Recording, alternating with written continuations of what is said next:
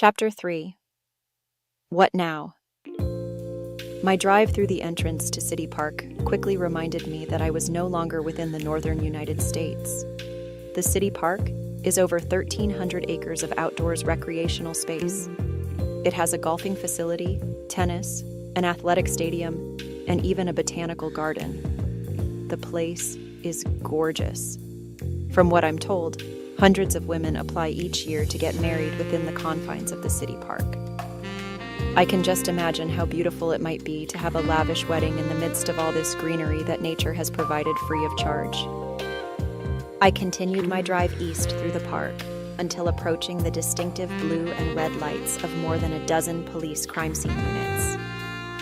I know quite a few NOPD people, but at first sight, I wasn't familiar with any of the attending uniforms that were posted up to curtail onlookers.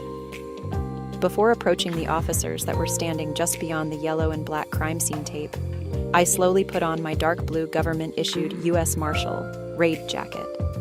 It's really no more than a high-grade vinyl windbreaker, but it serves the purpose of giving proper notice to those who need it. Approaching the four male officers reminded me a lot of walking into a nightclub. I mean, men will undress you with their eyes, whether you're conducting professional business or just out for a leave-me-the-hell-alone quiet dinner. Gawking males never seems to take a vacation. Some women get offended by the eye-peering behavior of men, but personally, I find it to be more of an ego booster, so long as they look and don't touch. After all, what woman want to stand in front of the mirror for a half an hour, making up her face, if nobody's going to notice all of your hard work? And at times, it's fucking frustrating trying to get your makeup just right, or close to perfect. I'm looking for Lieutenant Paseo. And you are? The responding officer looked to be about 10 years old, his thick eyeglasses beginning to slide from the bridge of his nose due to the sweat that was apparent on his face. New Orleans is a very hot and humid city. Today was no different. I quickly opened the lower left side of my jacket to reveal my hip and the official United States Marshal badge. The large silver star was clipped to the waistband of my faded blue skinny leg jeans. These were a pair of my favorites. The officer seemed to stare harder at the crouch of my pants than he did at my government credentials. The LT is up on the running track. Just keep walking east. You'll find him. I could feel the presence of 4 pair of eyes glued to my ass as I walked away in search of their lieutenant. But again, I didn't mind, so long as the look and wish rule remained in effect. As I cleared the brush line, my attention was rapidly drawn to a black tarp-covered body that was positioned on the riverbank just a few steps from the Wisner walking trail. "Are you Brown?" The voice came to me from a white gentleman that was momentarily kneeling beside the tarp-covered body. "Yes, I am. Dakota Brown, U.S. Marshal Service. What can I help you with?" As the man stood up, I nearly strained my neck in an attempt to continue our conversation. This dude was every bit of 6'8". Damn, he was tall. "I'm Lieutenant Frank Paseo. Homicide." Okay, what does homicide want with the U.S. Marshal Service? "I don't want the U.S. Marshal Service. I want you." "I beg your pardon."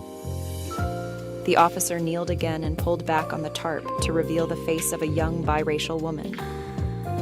The victim looked to be about 28 to 30 years of age. "I would like to know why this dead hooker has your name and telephone number stuffed inside of her bra." "What?" I asked in a "you're totally bullshitting me" kind of way. The words of the supervising detective caused me to squat next to him in effort to take a more up-close and investigative look at the dead female. I then pulled the tarp completely off of the body. Lieutenant Paseo produced a small, clear evidence bag with handwritten data clearly visible. This wasn't bullshit, not anymore. This was now fact. I have no idea who this woman is or why she has my personal contact information in her clothing, but I can tell you this much. She's not a prostitute. Yay? And how do you know that? Look at her closely. Just then, a rather short and round Caucasian woman approached the lieutenant and myself from the tree line. The badge hanging from her belt told me instantly that she was also NOPD, probably the lead detective assigned to the case. LT, I have a good identification on the Vic, the woman stated. Good. Cause Deputy U.S. Marshal Dakota Brown here was just about to tell us how she knows that this victim is not one of our city's working ladies of the night. Detective Lacey, please make yourself acquainted with the Deputy U.S. Marshal. I slowly stood to render a professional greeting to the detective, but I was slowly drifting into attitude country with regards to the manner in which her boss was questioning my investigative skills. It's nice to meet you, Detective Lacey, I said. Likewise, and you can call me Angela. Okay, so unless the two of you are going to plant long, wet kisses on each other, the meet and greet is over. I want to hear the Marshal's theory. Well, if you look at the style of the victim's dress, it will tell you a lot about her character. She's dressed more like a call center worker than a prostitute. I mean, look at her hands. No polish, no extensions, not even press-on nails. In addition, her nails are purposely cut low. She doesn't want to split them. This woman uses her hands to do manual labor, the legal kind. She's also wearing no makeup. If she was a hooker, even if she didn't have very much experience in the trade, she would have still painted up her face. A hooker's makeup is like her calling card. The better she looks, the more she's worth. Even if it is a pay-by-the-hour contract.